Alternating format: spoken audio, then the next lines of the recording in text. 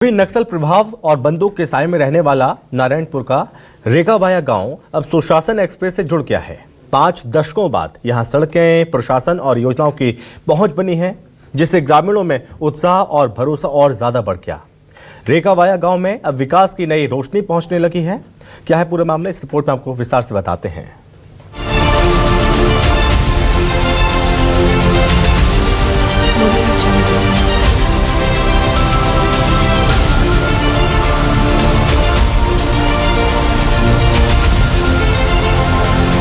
घने जंगलों, ऊंचे पहाड़ों और अनगिनत खामोश रास्तों के बीच बसा अबूझमाड़ का रेकावाया, एक ऐसा गांव जहां कभी पहुंचना ही सबसे बड़ी चुनौती हुआ करता था।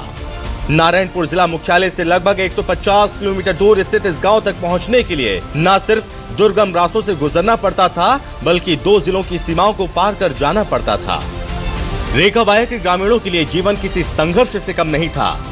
पिछले करीब 5 दशकों से वो बम, बंदूक और दहशत के साए में जीने को मजबूर थे। गांव तक न सड़क थी, न संचार, न ही कोई शासकीय सुविधा। रेकावाया गांव की बदली तस्वीर। जिला मुख्यालय से 150 किलोमीटर दूर रेकावाया गांव। दुर्गम रास्तों से गुजरकर गांव पहुंचते थे लोग। सरकार नहीं, यहां नक्सलियों का राज था। कानून नहीं, बंदूक के डर से चलता था जीवन। 5 दशकों तक दहशत में जीते रहे यहाँ के ग्रामीण। न सड़क, न संचार, पूरी तरह कटा हुआ था ये गांव। हर रास्ते पर आईईडी और नक्सलियों का खतरा। जनताना स्कूल में बच्चों को सिखाई जाती थी हिंसा। बी फॉर बम और आर फॉर राइफल था सच। लेकिन समय ने करवट ली। केंद्र और राज्य सरकार की संयुक्त रणनीति, लगातार चलाए गए एंटी नक्सल अभियान और सुरक्षा बलों की दृढ़ता ने अभेद माने जाने वाले इस इलाके की तस्वीर बदलनी शुरू की।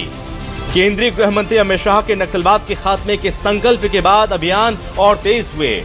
सैकड़ों नक्सली मुठभेड़ों में ढेर हुए। हजारों ने आत्मसमर्पण कर मुख्यधारा का रास्ता चुना। अबूझमाड़ में एक के बाद एक पुलिस कैंप स्थापित हुए।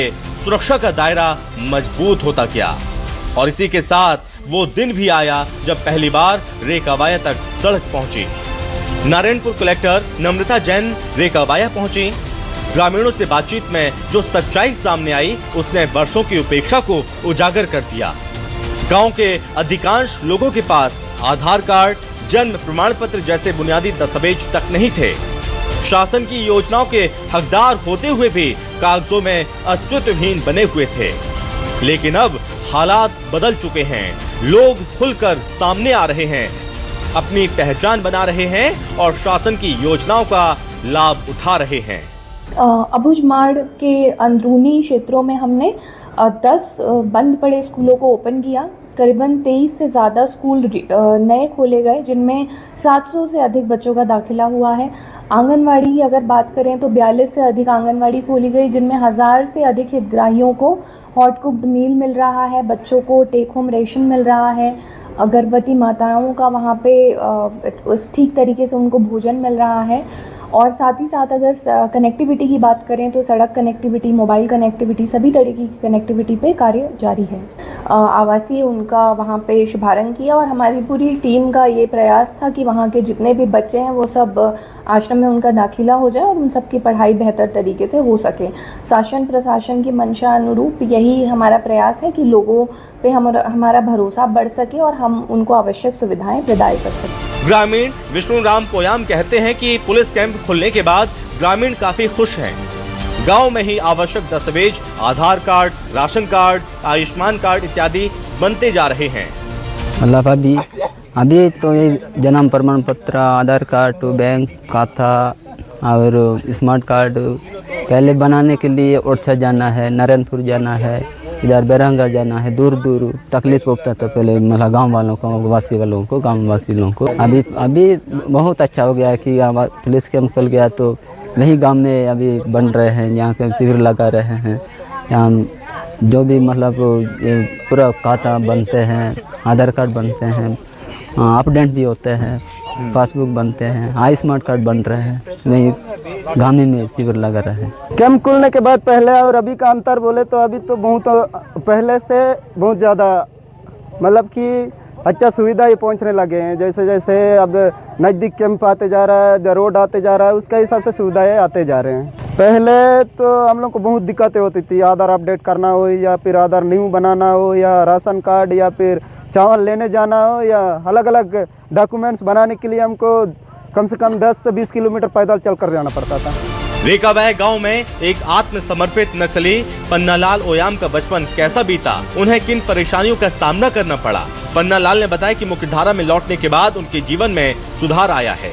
मेरा 2014 जनवरी में पार्टी में जुड़ा हुआ था सर। उसके बाद 2014 से लेकर 2025 मार्च तक वही पार्टी में था। 2025 मार्च को घर वापस आया था। उसके बाद सरेंडर होने के लिए नारायणपुर गया था जून महीना में। आप पुनर्वास नीति में जब मुख्यधारा में वापस लौटे तो शासन की योजनाओं का कौन कौन सा लाभ आपको मिला है?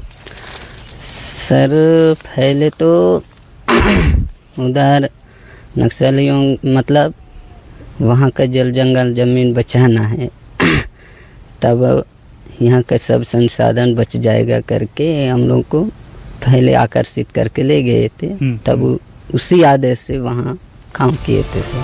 रेकाबाया अब सिर्फ एक गांव नहीं बल्कि नक्सल मुक्त व बदलते भारत की एक जीवंत तस्वीर बन चुका है, जहां सुरक्षा बलों की एंट्री और सुशासन एक्सप्रेस उम्मीद, विश्वास और बदलाव की रफ्तार बन गई है।